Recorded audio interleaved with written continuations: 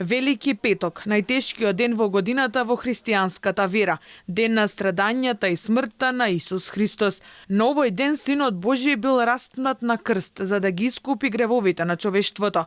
Христијанските верници со молитва и во тишина се во исчекување на убавата вест. Денеска е Велики петок, најтажниот ден за православните христијани. Верниците доаѓаат во црква и се молат, палат свеки за здравје, во очекување на објавување на радосната вест за Христовото воскресение Великден. Според богослужбениот ред денеска се изнесуваше плаштаницата, се поставува на гробот, се извршува погребението Христово. Плаштаницата и гробот негов представуваат практично местото, тоест представува делот каде што ние од смрт преминуваме во живот. Според православниот канон, Велики петок е строг пост со вода, а многу верници денеска ниту пијат, ниту јадат до зајди сонце. Во можност, денеска воопшто не јаде ниту пие, така.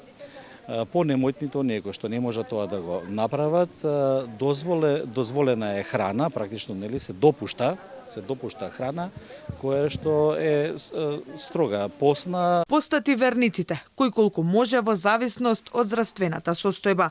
Денеска би требало да се посветиме на Бога, за страданијата негови.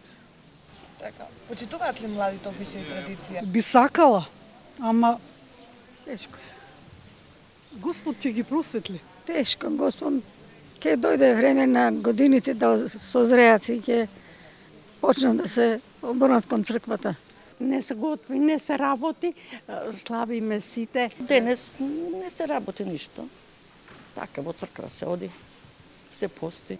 Па ја да ви кажам, постам овие 3 дена. Значи не постам тие 40 дена, овие 3 дена ги постам.